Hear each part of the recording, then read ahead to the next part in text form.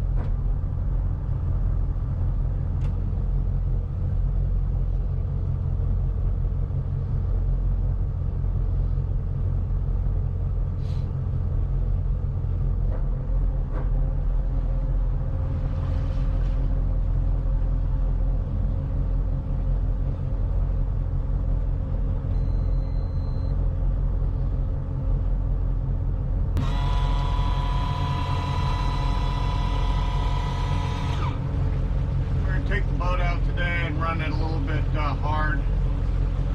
We'll see if we can run it up to 4,000 RPMs and how both engines do. Keeping an eye on that port engine, see if there's an issue with that.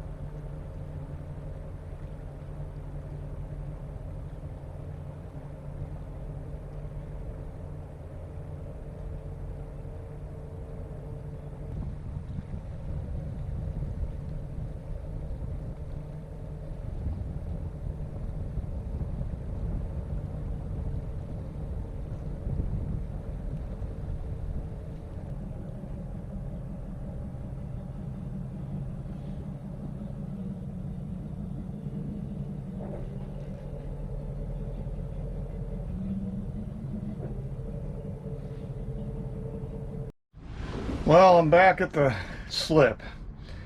The port engine temperature didn't stop at 170, and it was fluctuating quite a bit between 180 and 170. So I got to open up the hatch and see what's going on. Okay, so problem found.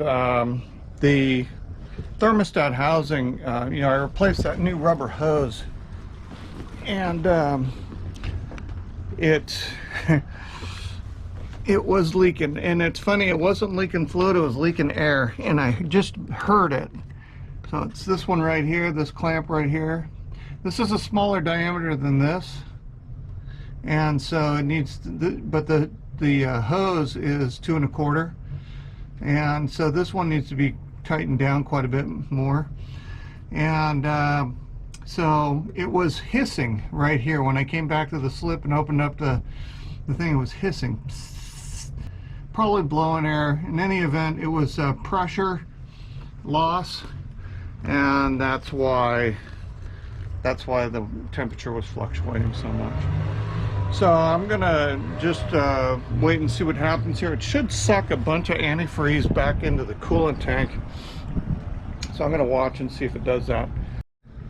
One of the easiest ways to figure out whether you have a fresh water issue or a raw water issue is simply just put your hand on the risers. Man, if those risers are cool, you do not have a raw water issue. If they are burning hot, then you do have a raw water issue. In this case, they were super cool, and which I knew they would be, and so I knew I had a freshwater problem in the freshwater cooling system. Okay, the temperature gauge is behaving itself now, and all I did was fix that leak with that clamp, and then remove the plug from the top of the heat exchanger, and then put more antifreeze and water into the system to get rid of the air bubble. So there was quite a big air bubble in there from the leak. You know, it was sucking air in at the thermostat housing, and now the temperature gauge is sitting right at 170 and working properly. Before it was coming up to 80, 180, 185, then it would go down, then it would come back up. So it's now steady, so that looks good.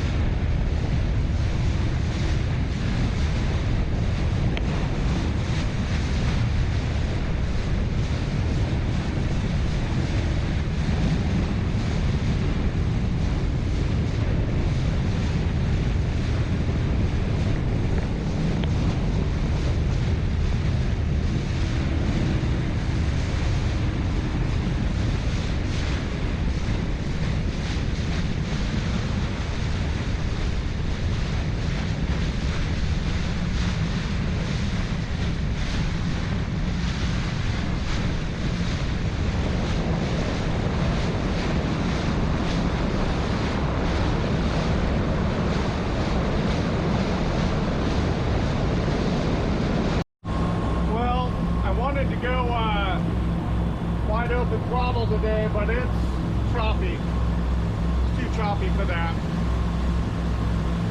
I'll wait for a day when it's a little bit more clear, or calm, I should say. But she's running good. Well, I'm bummed that I wasn't able to get out there and bring it up to 3,800, 4,000. It was just too rough. I got up to about 32 or 33, and it just got a little crazy, so I brought it back down. But the engines ran nice and strong, both of them. Didn't see any issues, so I think we're good to go. Still going to go out and run them up to 38, 4,000, something like that. At 32, I was humming along at 21 knots, and so that's about where it should be.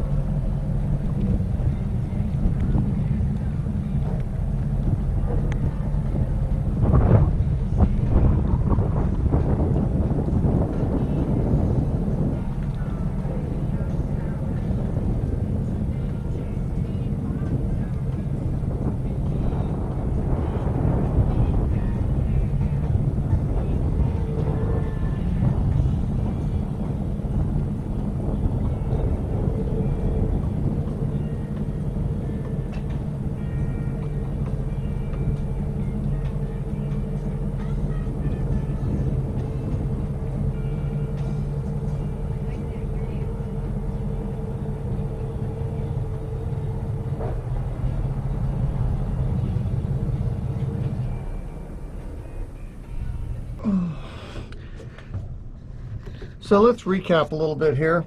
A lot of antifreeze had popped out of here, and it was all over the bilge, and that's because the reserve tank when I first took off was pretty high. It was up here, and then when it warmed up, of course, it filled up and spurted out all over the place. The issue here was this little band here. So what happened was, last time I ran the engines, of course, it filled the tank, the expansion tank, with fluid, but there was a leak here. So when it cooled down, it was sucking air in here, which kind of put an air bubble in here, okay, and in the top of the cooling system. So today when I went to go, I have a massive air bubble in there and a bunch of fluid in the expansion tank.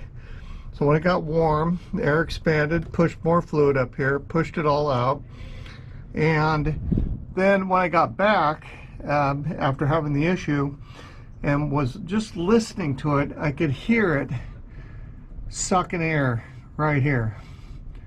Okay, or it may have been blowing air. Actually, it was probably blowing air because it was still pretty hot, and that was a pressure leak, right? And in a freshwater cooling system, what do you have to have? You have to have pressure. If you don't, the fluid's just going to heat up.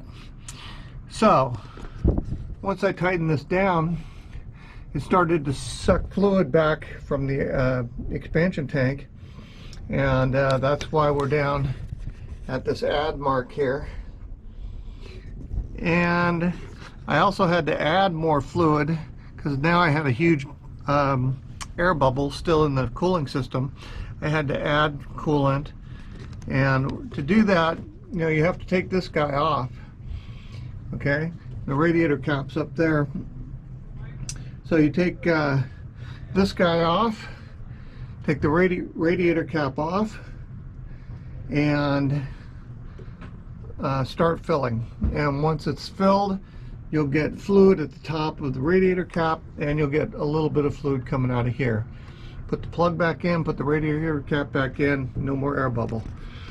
And that's where we are right now. And no more leak, so I think we're fine. And again, the temperature when I ran it last time stayed steady at 170 degrees, so we're good. So, woohoo! So I hope you enjoyed this episode. If you did, please give me a thumbs up and subscribe. And next video is going to be hopefully wide open throttle, so that'll be fun.